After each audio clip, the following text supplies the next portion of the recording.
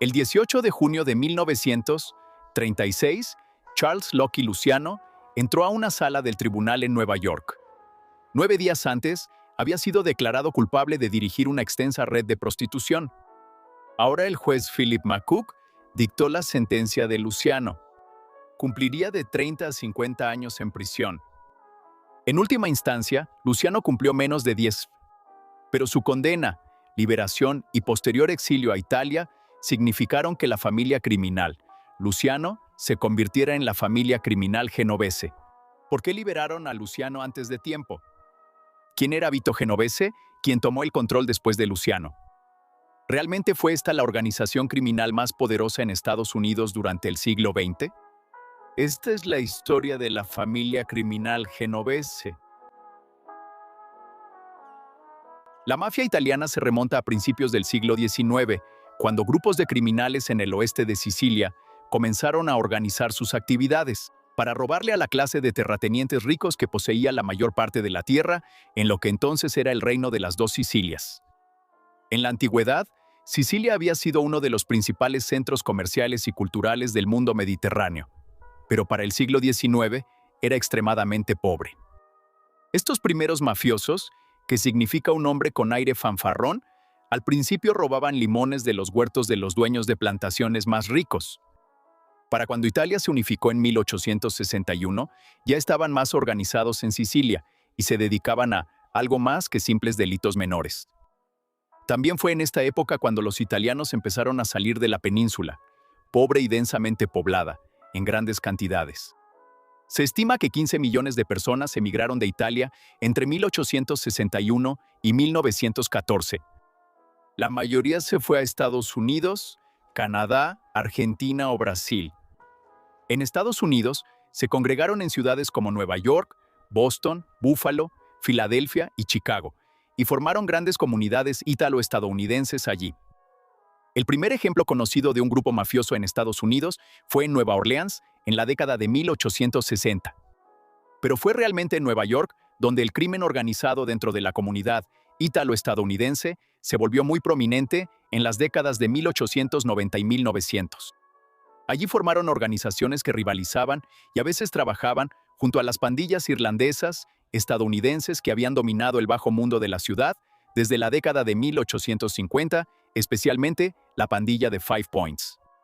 Aunque las pandillas individuales estaban organizadas en las décadas de 1900 y 1910, no existía una organización a nivel de toda la ciudad, y mucho menos algo a nivel nacional.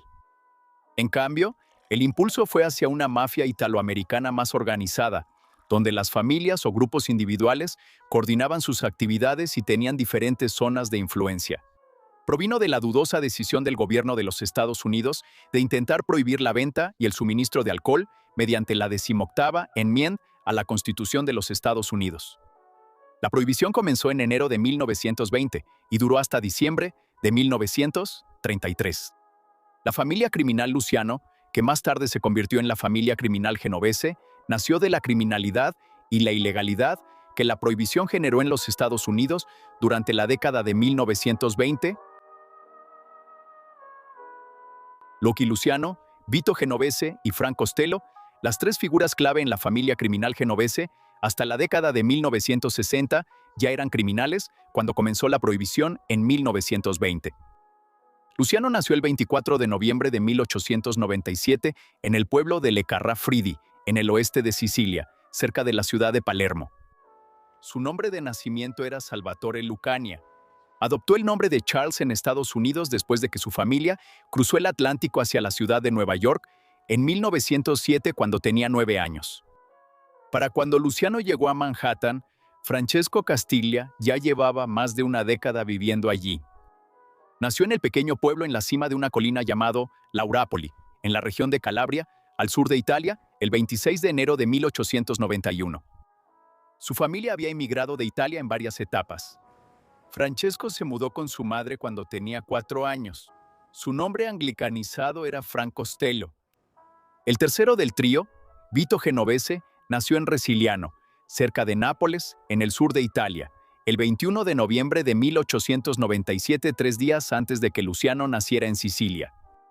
A diferencia de Luciano y Costello, quienes eran niños pequeños cuando llegaron a Nueva York y tenían muy pocos recuerdos del viejo país al crecer. Genovese tenía 15 años cuando su familia cruzó a Nueva York en 1913. La vida no era fácil para estas familias inmigrantes en el Manhattan de principios del siglo XX.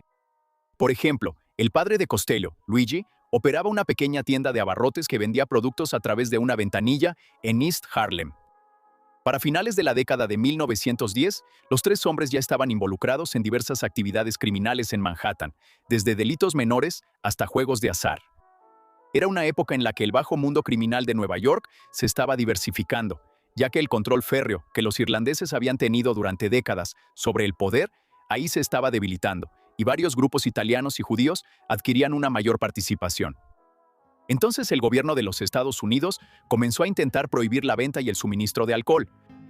La familia criminal genovese nació a raíz de esta decisión. Luciano, Genovese y Costello comenzaron la década de 1920 como pequeños contrabandistas de alcohol. Se convirtieron en grandes criminales en Nueva York y en toda la costa este como resultado de la ley seca. No había una sola persona a cargo del mundo criminal de Nueva York en ese momento, sino una coalición informal de individuos que entendían que la paz era la mejor manera de sacar provecho de la extraordinaria oportunidad que había creado la ley seca. Arnold Rothstein actuó como una especie de organizador de las distintas bandas que operaban en Nueva York durante este periodo. Un gángster, apostador y contrabandista judío, estadounidense, que nació en Nueva York en 1882, se decía que había amañado la Serie Mundial de 1919.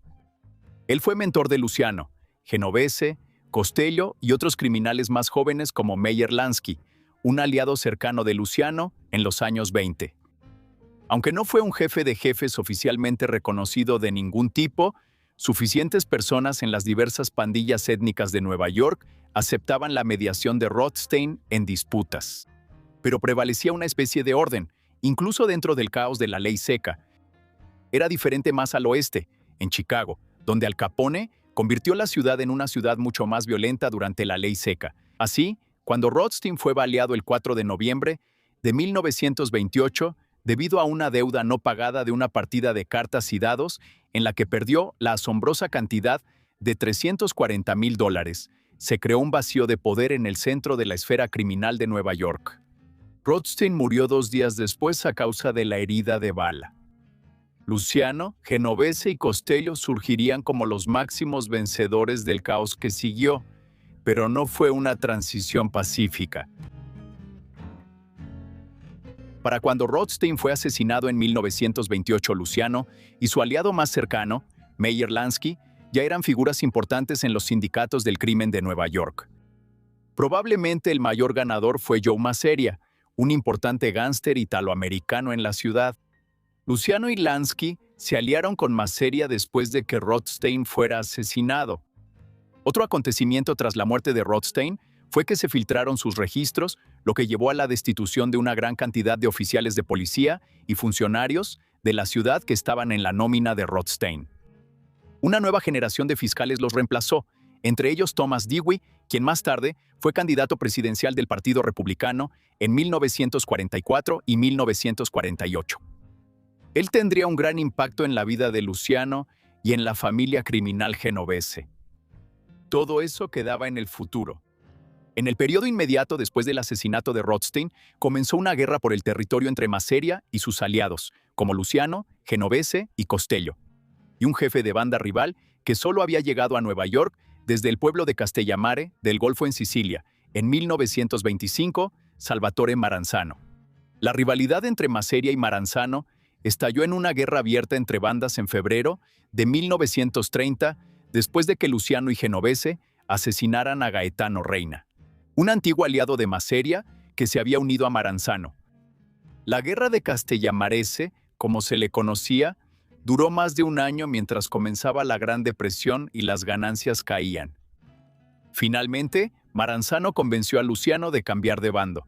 Y el 15 de abril de 1931, después de que el siciliano se reunió con Masseria en un restaurante en Coney Island, Genovese y otros entraron al lugar y mataron a su antiguo jefe. Con esto, Maranzano se convirtió en el capo di tutti capi, el jefe de jefes. Sin embargo, en Nueva York, el bajo mundo criminal de la ciudad también se dividió en 5 familias o bandas, que controlaban barrios y actividades específicas.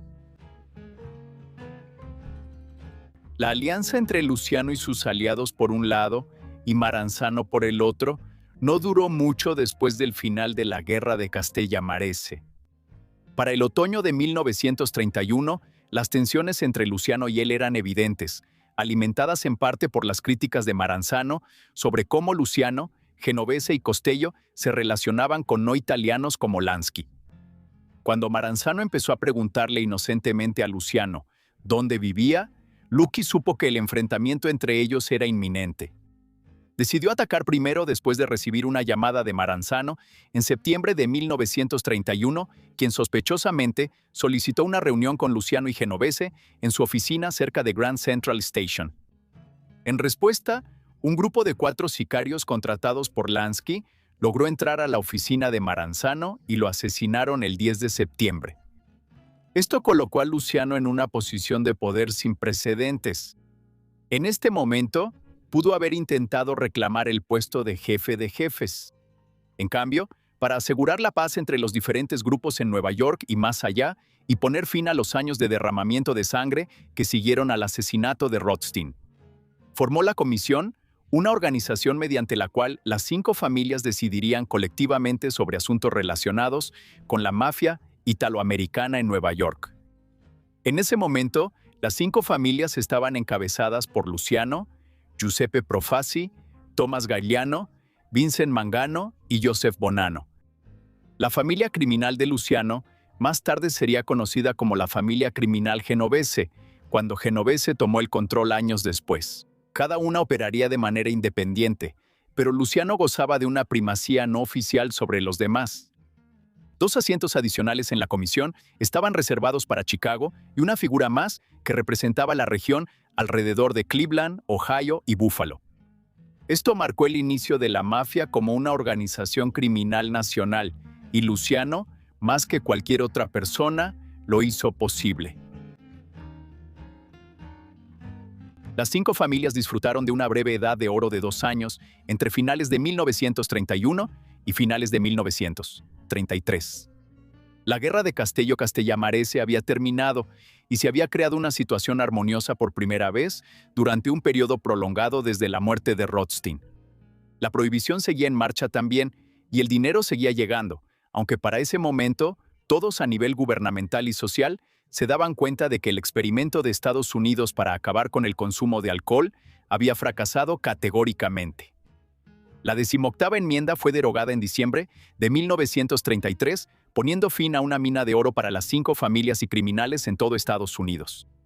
Con el fin de la prohibición de la venta de alcohol, Luciano y sus asociados tuvieron que encontrar nuevas fuentes de ingresos. La gente recurriría cada vez más a otros narcóticos, que ya estaban llegando a Estados Unidos desde el lejano oriente. Una nueva línea de suministro, la famosa conexión francesa, se estableció en la década de 1930, sembrando las semillas de un comercio que, en última instancia, contribuiría de manera inmensa al declive de la mafia en Estados Unidos. Otros emprendimientos que se llevaron a cabo para compensar el fin de la prohibición incluyeron una mayor expansión de las actividades de apuestas o juegos de azar de la familia y el control sobre la lotería o la quiniela clandestina. Galveston, en Texas, se convirtió en un centro de juegos de azar manejados por la mafia en el sur del país, un precursor, en cierto modo, de lo que sucedería en Las Vegas después de la Segunda Guerra Mundial. La familia estaba a punto de entrar en una década de turbulencia a mediados de la década de 1930. Después de una enorme operación encubierta que involucró redadas simultáneas en aproximadamente 200 burdeles diferentes en Nueva York, en febrero de 1936, Luciano fue acusado de proxenetismo o de actuar como proxeneta. Después de un breve juicio, fue sentenciado a cumplir entre 30 y 50 años en prisión, una sentencia especialmente dura que superaba sustancialmente la pena habitual para este delito en el periodo de entreguerras. Con su encarcelamiento, el poder efectivo recayó en Genovese, aunque Luciano estableció una tradición que sería seguida por Genovese y otros jefes de la familia en las décadas siguientes. de modo que siguió siendo el jefe formal de la familia, incluso mientras estaba encarcelado, primero en la notoria prisión de Sing y luego en Dannemora, en el norte del estado de Nueva York. Genovese era un jefe menos astuto que Luciano y había estado involucrado en numerosas controversias, incluyendo el asesinato en 1934 de Ferdinand Boccia, un compañero gángster a quien Genovese le debía una gran suma de dinero, como su parte, de una operación en la que habían estafado $160,000 a un apostador de altas apuestas. Para 1937, Genovese temía que lo procesaran retroactivamente por el asesinato de Boccia y huyó a Italia, dejando a Costello a cargo de la familia. Genovese vivía en Italia cuando estalló la Segunda Guerra Mundial en septiembre de 1939. La entrada de Estados Unidos en el conflicto en diciembre de 1941 y la planeada invasión aliada de Italia en el verano de 1943 salvaron a Luciano de una larga estancia en prisión.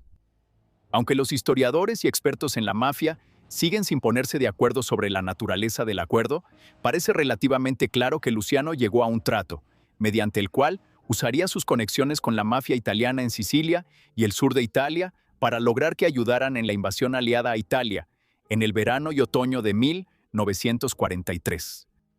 A cambio, Luciano fue trasladado a una prisión más cómoda, ubicada más cerca de la ciudad de Nueva York, y después de la guerra, fue liberado y deportado, habiendo cumplido menos de 10 años de su condena de 30 a 50 años. Luciano llegó a Nápoles después de ser deportado de Estados Unidos en febrero de 1946. Estaba convencido, en esta etapa temprana, de que podía seguir supervisando a la familia Luciano en Nueva York desde el extranjero. Cuba, una isla sobre la que Estados Unidos había ejercido una influencia considerable como cuasi protectorado desde la Guerra Hispanoamericana de 1898, y que, como centro de apuestas en el extranjero donde la mafia tenía importantes intereses, ofrecía un medio potencial para hacerlo. Así, en pocos meses, Luciano salió de Italia y viajó de manera indirecta pasando por Sudamérica y luego a Cuba. Allí, los jefes de las 5 familias y otros grupos asociados se reunieron en la famosa conferencia hotelera de La Habana, en el Hotel Nacional, durante las vacaciones de Navidad de 1946. Se discutieron muchos temas diferentes, incluyendo los considerables retrasos en la finalización de la construcción del Hotel Flamingo en Las Vegas, que estaba retrasado y por encima del presupuesto bajo la administración de Bugsy Siegel. Para Luciano y la familia, el asunto más importante tenía que ver con la administración de la familia en Nueva York. Genovese había regresado a Estados Unidos después de que terminó la guerra y quería retomar donde lo dejó en 1937, pero Costello estaba decidido a mantenerse al mando de las operaciones diarias. Luciano rechazó la propuesta de Genovese de que él asumiera el título de jefe de jefes y nombrara a Vito como su representante en Nueva York. Costello seguiría a cargo en su lugar y pronto pasó a convertirse en el jefe de facto. Aunque todos fingían respetar la posición de Luciano como jefe de la familia, en La Habana, después de que terminó la conferencia, el no tan afortunado Luciano fue deportado de regreso a Italia después de que se difundiera la noticia de que estaba viviendo en Cuba. Pasaría el resto de su vida de regreso en su país de origen, muriendo allí en 1962. En Nueva York, Costello continuó como el verdadero jefe de la familia Luciano a finales de los años 40 y principios de los 50. Las tensiones continuaron entre él y Genovese. Vito estaba decidido a reafirmar su presencia económica y mantuvo un perfil más bajo que el que tenía en los años 30. Él manejaba compañías de carga en el puerto de Nueva York, operaba una empresa de procesamiento de trapos y papel en Manhattan, y por supuesto, dirigía varios negocios de apuestas, drogas, préstamos usureros, extorsión y prostitución. Incluso operaba una pista de carreras de perros en Virginia que generaba más de $1 millón al año en ganancias. Su relación con su esposa, Ana, le causó problemas. Ella había operado varios clubes en Nueva York durante sus años en Italia y había solicitado apoyo financiero ante la corte después de que él regresó de Italia, alegando que él la había abandonado después de volver a casa tras la guerra. De forma preocupante, en un momento ella sugirió que haría declaraciones ante los tribunales de Nueva York sobre cómo él obtenía su dinero si no le ofrecía una mayor compensación económica. Su relación tumultuosa provocó muchos rumores entre los miembros de la mafia a principios de los años 50, porque Genovese estaba atrayendo atención indeseada. En una época en la que las fuerzas del orden comenzaban a investigar las conexiones entre el crimen organizado y los sindicatos. En el contexto del miedo rojo por la infiltración comunista en la sociedad estadounidense, los desacuerdos de Genovese con su esposa separada también provocaron una mayor fricción entre él y Costello, ya que los tribunales comenzaron a examinar de cerca las fuentes de ingresos que tenían los miembros prominentes de la mafia. En mayo de 1954, Costello fue declarado culpable de evasión de impuestos. Fue sentenciado a 5 años de prisión. Una apelación llevó a que esto se redujera a aproximadamente 1 año. Todo el episodio hizo que Genovese tuviera la esperanza de convertirse en jefe si Costello iba a prisión. Cuando esto no se materializó, se abrió el camino para el clímax de su larga rivalidad. Genovese actuó contra Costello después de que su sentencia fuera reducida y fuera liberado en marzo de 1957.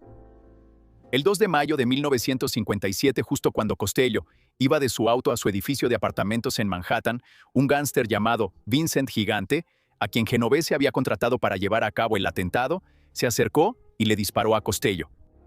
Sin embargo, la bala solo rozó la cabeza de Frank. Después del intento de asesinato, Costello decidió de todos modos que ya había terminado y renunció al control de la familia a favor de Vito. Vivió hasta 1973 en un retiro relativamente tranquilo. Como resultado, ocurrió una situación peculiar, donde la familia llegó a ser conocida permanentemente como la familia criminal Genovese, aunque fue fundada por Luciano. Genovese pronto comenzó a actuar de una manera que sugería que se creía una especie de jefe de jefes no oficial. Esto llevó a un conflicto con Albert Anastasia, el jefe de la familia criminal Gambino, a quien Genovese mandaría asesinar en una barbería en la Séptima Avenida en octubre de 1957. Genovese luego convocó una reunión importante de los jefes de las 5 familias y otros miembros destacados de la mafia en la casa de Joseph Barbara, en el norte del estado de Nueva York, el 14 de noviembre de 1957, para confirmar su sucesión a Costello. La casa estaba bajo vigilancia policial y Genovese y más de 60 personas fueron arrestados y acusados de conspiración criminal. Aunque Genovese evitó ser condenado por este cargo, argumentando que simplemente había visitado a Bárbara para preguntar por su salud, el cerco de las autoridades se estaba cerrando sobre él. En 1958 fue llamado a comparecer ante una audiencia del Senado de los Estados Unidos sobre prácticas laborales ilegales, donde invocó la Quinta Enmienda a más de 150 preguntas.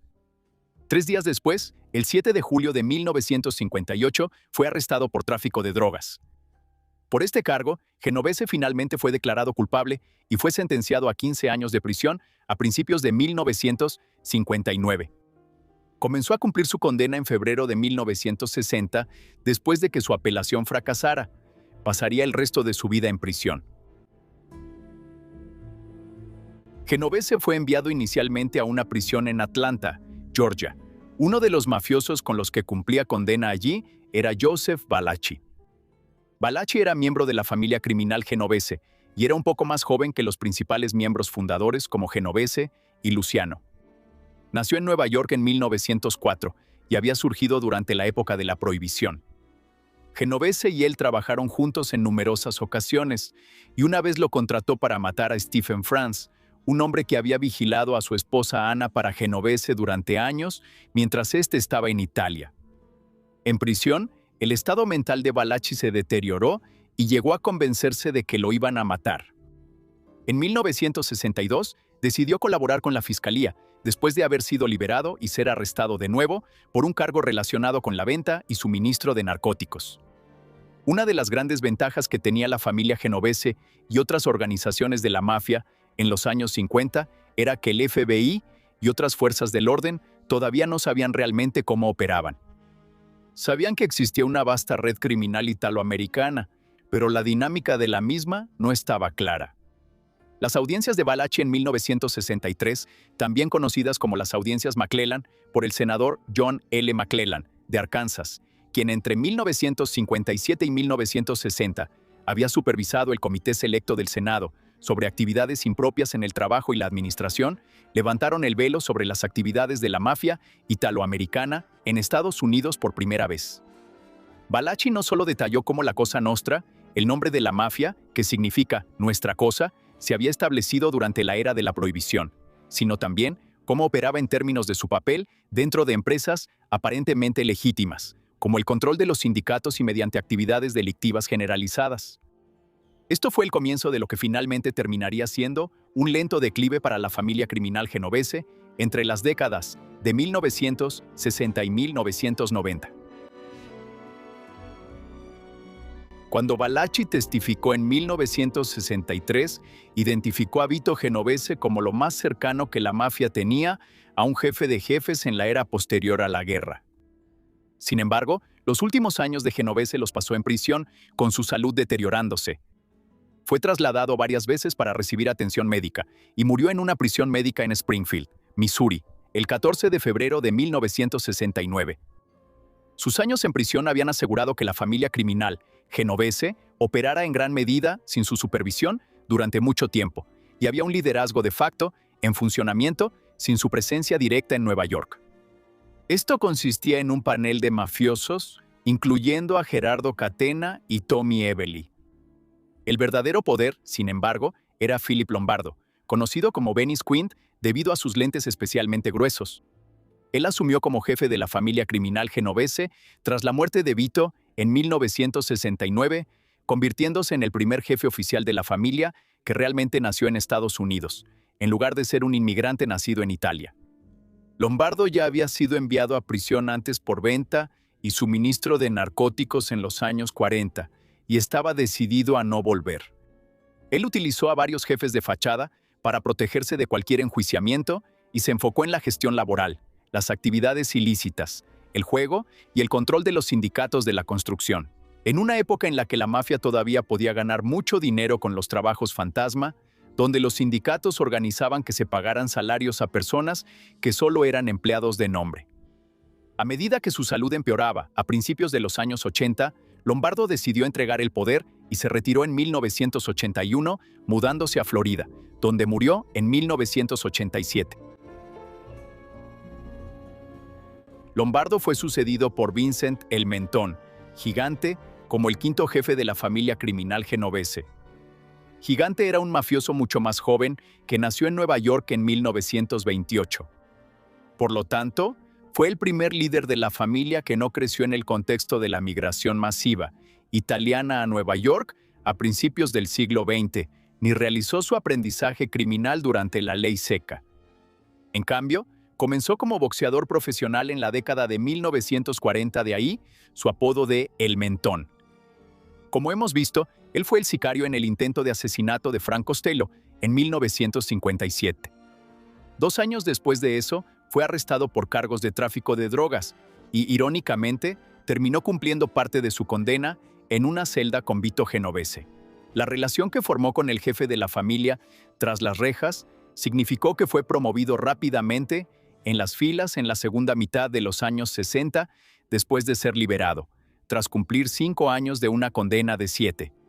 Su esfera de control estaba en Greenwich Village, en el Bajo Manhattan, donde fue un capo o capitán durante todo el periodo en que Lombardo dirigía la familia desde su base en Nueva Jersey. Ya a finales de los años 60, Gigante ya empleaba lo que posteriormente se denominaría la defensa del baño para evitar ser procesado. Todas las mañanas salía a caminar por su vecindario usando su bata de baño, luciendo desaliñado y sin afeitar, y murmurando para sí mismo. Estaba cultivando activamente la imagen de alguien psicológicamente inestable e incluso ingresó a una unidad psiquiátrica en 1966, donde fue diagnosticado con esquizofrenia paranoide. Fue sumamente efectivo. Gigante fue procesado en numerosas ocasiones a finales de la década de 1960. Nada prosperó y su aparente desequilibrio mental dificultaba convencer a los jueces de que realmente pudiera ser el cerebro detrás de una de las organizaciones criminales más prolíficas de Nueva York. Sin embargo, todo era una actuación y cuando Lombardo se retiró, Gigante lo sucedió. Esto se encaminaba hacia un periodo en el que los jefes de la mafia en Nueva York necesitarían todas las armas a su disposición para evitar ser enviados a prisión. Las cosas estaban cambiando para la mafia en los años 80 y en los 90.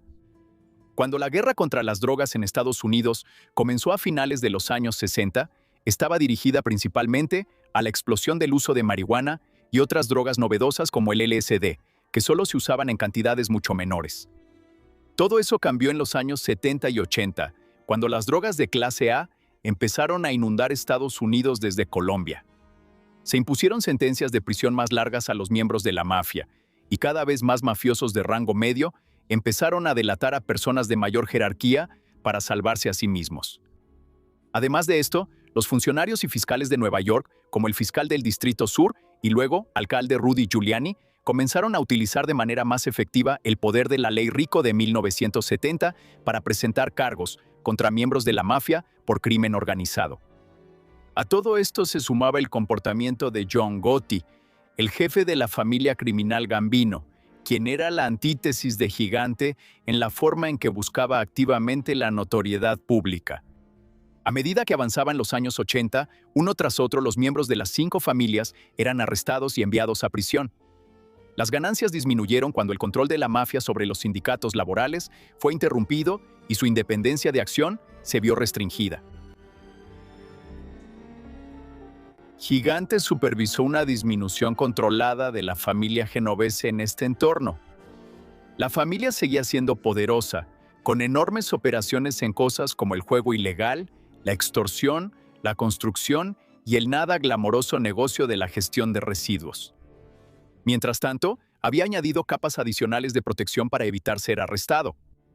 Anthony Fat Tony Salerno actuó como jefe de fachada de la familia criminal genovese después de que Lombardo se retiró, incluso mientras Gigante era realmente quien mandaba.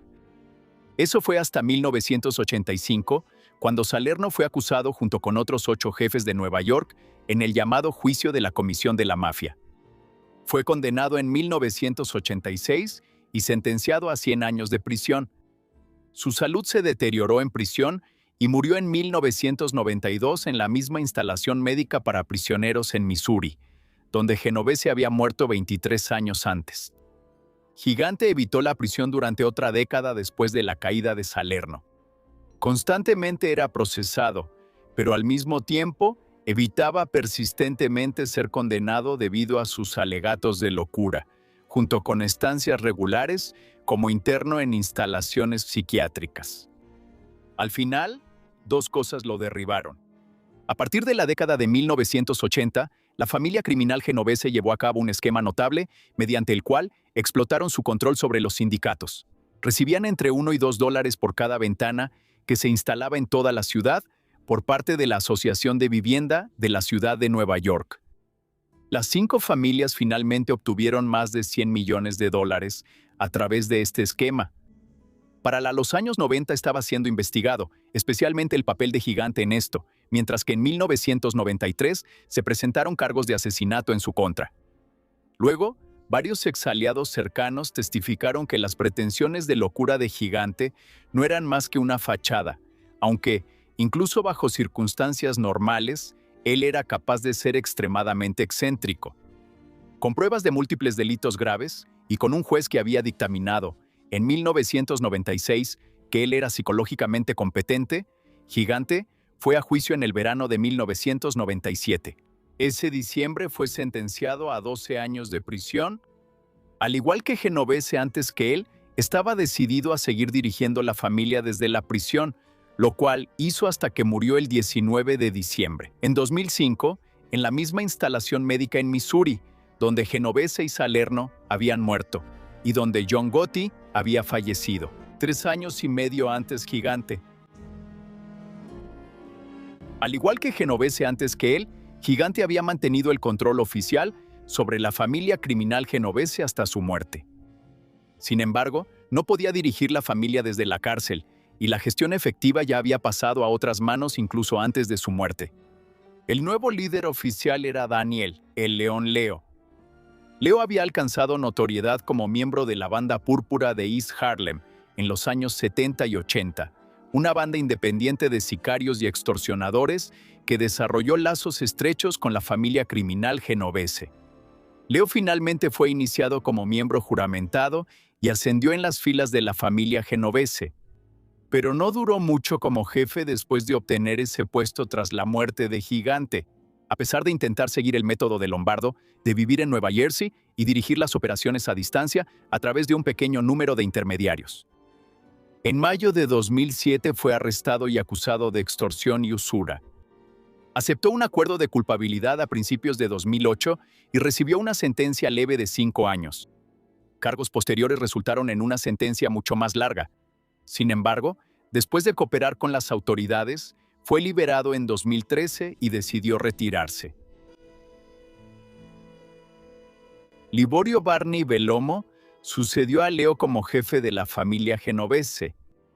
Aunque hubo una especie de vacío de poder durante un tiempo, en 2007 y 2008, ya que el destino de Leo seguía siendo incierto y Velomo también entraba y salía de prisión. Todo esto daba fe de la manera en que la familia se estaba volviendo más descentralizada en respuesta a su declive, con los grupos actuando de manera más independiente. De hecho, hubo muchos reportes de noticias en 2006 que afirmaban que Velomo era en realidad el jefe de la familia genovese, no Leo. Cuando menos, esto resalta las extraordinarias medidas a las que los jefes de las familias de Nueva York y los grupos individuales estaban recurriendo ahora para evitar ser procesados. Se cree que Velomo está a cargo de la familia desde mediados de la década de 2020, aunque es una versión debilitada de la familia, sin tener ni remotamente el nivel de influencia o riqueza que figuras como Genovese, Costello y Gigante tenían en décadas pasadas. Esto no solo se debe al declive de la mafia italoamericana. Desde la década de 1990, las organizaciones criminales italianas también han enfrentado presión de pandillas provenientes de los antiguos estados soviéticos y comunistas de Europa del Este y los Balcanes, especialmente la mafia rusa y albanesa. Mientras que el centro de gravedad de gran parte del crimen organizado en Estados Unidos se desplazó en los años 90 y 2000 de ciudades como Nueva York y Miami hacia el Sun Belt. Después del auge del cártel de Sinaloa y otras bandas mexicanas, cuando el tráfico de drogas se trasladó del Caribe a México. En 2025, la familia criminal genovese volvió a aparecer en los titulares internacionales, demostrando que seguían siendo una fuerza en el mundo criminal estadounidense. Sin embargo, la historia también puso de relieve hasta qué punto la familia había caído desde la cima de su poder a mediados del siglo XX. El 23 de octubre de ese año, decenas de personas asociadas con la NBA, incluidos jugadores, exjugadores y entrenadores, fueron arrestados y acusados de participar en una red altamente elaborada de amaño de partidos deportivos. Esa red era operada en gran medida por la familia criminal genovese, en asociación con las familias criminales Bonanno y Gambino y otras organizaciones mafiosas.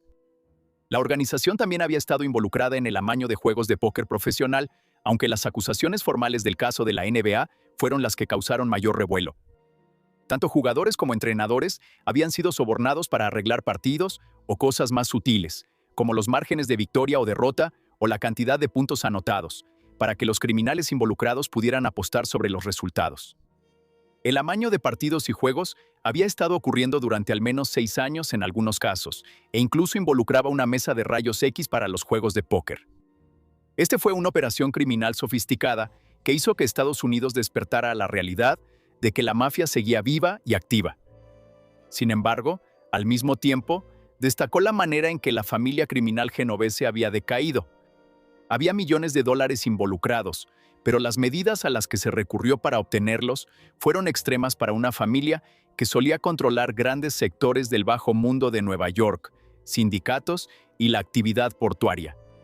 Era muy diferente a los días de Vincent Gigante, y ni hablar de Lucky Luciano, Vito Genovese o Frank Costello. Durante casi un siglo completo desde el establecimiento de la comisión, en 1931, la familia criminal genovese ha sido la más importante de las 5 familias de la mafia italoamericana, en Nueva York y Nueva Jersey. Esto no es del todo sorprendente cuando consideramos los antecedentes de la familia. Inicialmente, era la familia criminal de Charles Lucky Luciano, el hombre más influyente en la creación de la comisión. La condena de Luciano en 1936 significó que el poder pasó a Vito Genovese, un asociado cercano de Luciano desde los días de la ley seca, y el jefe mafioso que da nombre a la familia criminal. La Segunda Guerra Mundial creó un periodo de inestabilidad interna, con Frank Costello al mando, Genovese exiliado en Italia y Luciano siendo liberado anticipadamente de prisión bajo circunstancias que hasta hoy se debaten. Luciano fue exiliado a Italia y nunca pudo recuperar su influencia después de la guerra. En cambio, la familia cayó en un largo periodo de rivalidad entre Costello y Genovese, del cual Genovese salió victorioso. Esta fue la época dorada de la mafia, cuando las ganancias llegaban de todo Nueva York y hasta de lugares tan lejanos como Las Vegas. Sin embargo, las semillas de su declive se estaban sembrando al mismo tiempo que el gobierno investigaba la estructura de la mafia y cómo operaba. Y a medida que la dependencia de la industria de los narcóticos para obtener ganancias hacía que las 5 familias fueran un objetivo aún mayor para el gobierno. Dicho esto, familias criminales como la familia Genovese lograron adaptarse. Vincent Gigante, por ejemplo, desarrolló una elaborada imagen pública de inestabilidad mental como una forma de asegurarse de que no fuera procesado por las autoridades. Así como también introdujo sistemas de comunicación jerárquicos para asegurarse de que las personas en la cima estuvieran mejor protegidas contra el enjuiciamiento. Claramente, ha decaído mucho con respecto a lo que fue entre las décadas de 1930 y 1970. Pero como revela el escándalo de amaño de partidos de 2025, la familia criminal genovese sigue viva hoy en día. Aunque más descentralizada, menos influyente y a menudo a la sombra de sindicatos criminales más violentos. Seguramente sobrevivirá de alguna forma más allá del centenario de la creación de la comisión en 2031. ¿Qué opinas de la familia criminal genovese? ¿Crees que siguen ejerciendo una gran influencia sobre el mundo criminal en Nueva York? ¿O han sido enormemente debilitados desde los años 90 y superados por pandillas más violentas? Por favor, háznoslo saber en la sección de comentarios y, mientras tanto, muchas gracias por vernos.